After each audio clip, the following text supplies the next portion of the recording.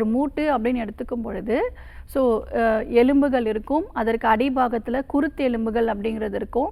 So அதற்கப்புறம் அதற்கு இடைப்பட்ட பகுதிகளில் ஒரு திரவம் மாதிரி ஒன்று இருக்கும்.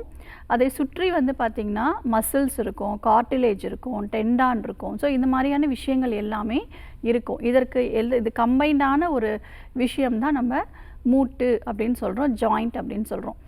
இதில் ஒரு சில பாதிப்பு ஏற்படுறதுனால நமக்கு வலிகளாக நமக்கு பிரதிபலிக்குது. அதில் வயோதிகம்னால குருத்தெலும்புகள் தேய்மானமாக ஆரம்பிக்குது. அடுத்து அந்த ஃப்ளூயிடுன்னு சொன்னோம் இல்லைங்களா, அந்த திரவம் அதுவும் வந்து வற்ற ஆரம்பிக்கும். அதற்கு அடுத்து பார்த்திங்கன்னா அதற்கும் சரியான சிகிச்சை எடுக்காத பட்சத்தில் பார்த்திங்கன்னா அதற்கு அடுத்து அந்த குருத்தெலும்பு ஃபுல்லாக தேய்மானம் ஆன பிறகு எலும்புகள் ஒன்றோடு ஒன்று உராயும் பொழுது ரொம்ப அதிகப்படியான ஒரு பெயினால் அவங்க கஷ்டப்படுவாங்க. ஸோ ஏஜ் ஆகிறதுனால வயோதிகம்னால மூட்டு வலி ஏற்படலாம். அதற்கு அடுத்து பார்த்துக்கிட்டோம் அப்படின்னா நம்முடைய உடம்புல வந்து பார்த்திங்கன்னா தேவையில்லாத உப்புக்கள்.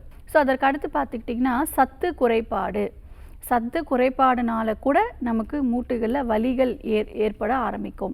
அதற்கடுத்து ஒபிசிட்டி, உடல் பருமன் அதிகமாக இருக்கும் பட்சத்துலேயும் நமக்கு மூட்டுகளில் வலிகள் இருக்கிறத நம்ம பார்க்குறோம். இப்போ வாதம் உடம்புல கொஞ்சம் மிகுதி ஆயிடுச்சு அப்படின்னாலே ஆட்டோமேட்டிக்காக நம்ம உடம்புல தசைகளில் பாதிப்பு ஏற்படும், மூட்டுகளில் பாதிப்பு ஏற்படும், நரம்புகளில் பாதிப்பு ஏற்படும்.